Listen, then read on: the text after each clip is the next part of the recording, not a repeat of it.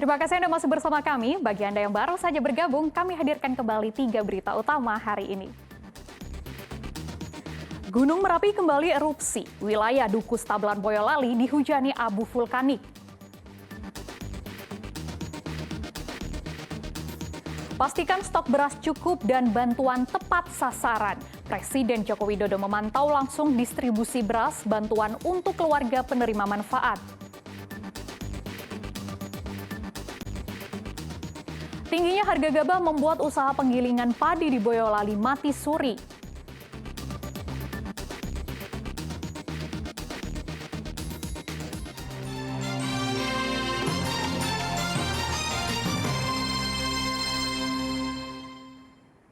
Tidak banyak petani yang panen padi dan tingginya harga gabah berdampak pada pengusaha penggilingan padi di Kabupaten Boyolali.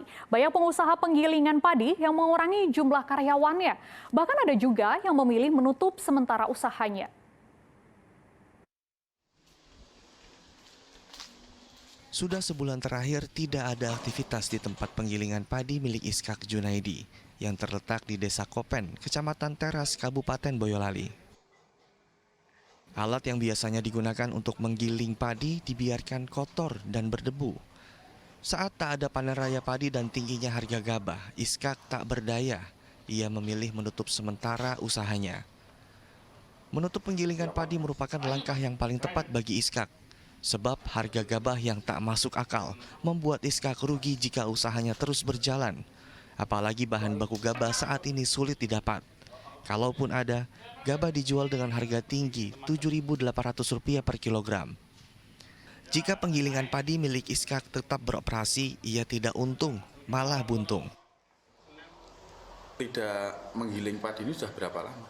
Saya sudah menggiling hampir sudah 1 bulan sampai 2 bulan Pak itu. Enggak. Merugi ini. Ya rugi itu. Ya nanti gilingan ini kalau ada panen raya Pak, ada gabah yang digiling itu Pak. Tunggu mungkin bulan-bulan akhir tahun mungkin ada banyak gabah gitu. Kalau untuk bahan bakunya memang susah dicari. Bahan bakunya agak susahnya. Ya, tapi tidak ada petani yang menggilingkan padi ke sini gitu. Ya ada tapi cuma kecil Pak, partai kecil itu. Iskak memperkirakan usahanya akan kembali beroperasi hingga masa panen tiba atau masuk musim hujan pada akhir tahun. Yulianto melaporkan dari Boyolali.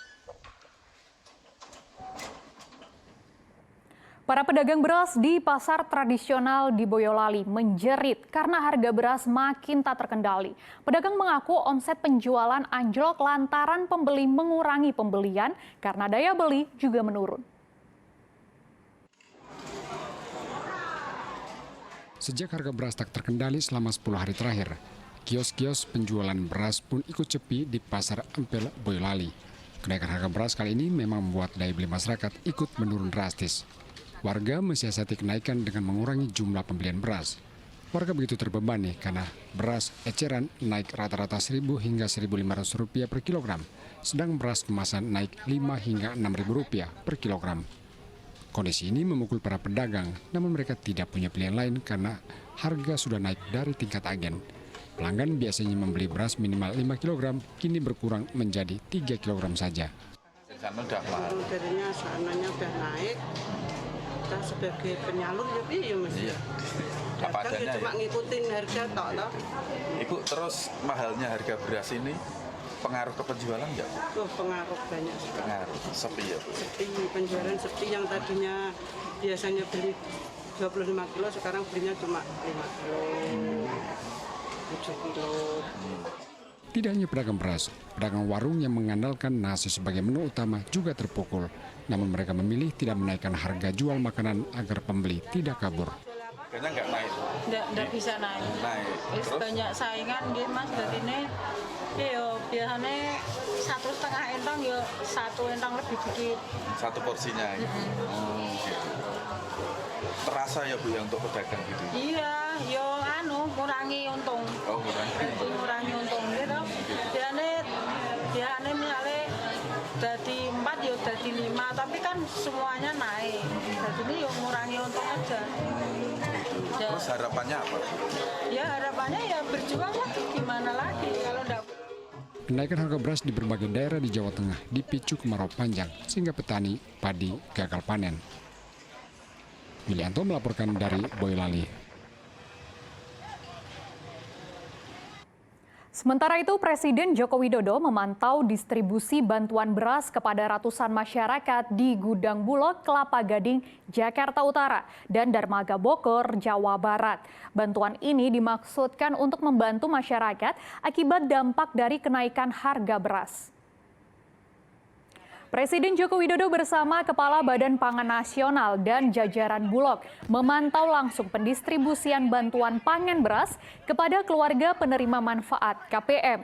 Kegiatan ini berlangsung di Gudang Bulog Kelapa Gading Jakarta dan Gudang Dermaga Bogor, Jawa Barat. Perum Bulog akan mendistribusikan 640.000 ton beras kepada 21 juta KPM selama 3 bulan ke depan. Setiap KPM penerima 10 kg beras yang akan dibagikan setiap bulan, mulai bulan September hingga November 2023.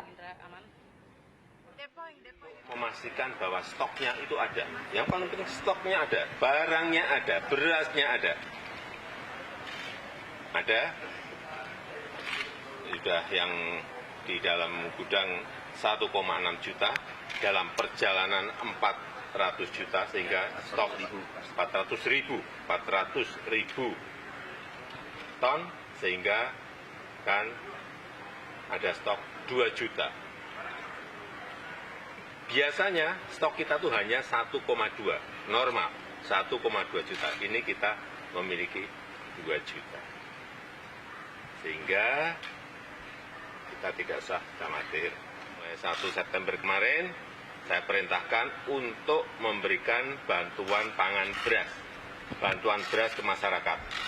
Setiap bulan kira-kira 210.000 ton keluarkan oleh Bulog untuk bantuan pangan itu. Dan ini sudah dimulai. Terus September, Oktober, November. Kalau stoknya kita lihat masih nanti diteruskan lagi. Sehingga masyarakat jangan sampai terdampak dari kenaikan harga beras. Memang di lapangan ada kenaikan.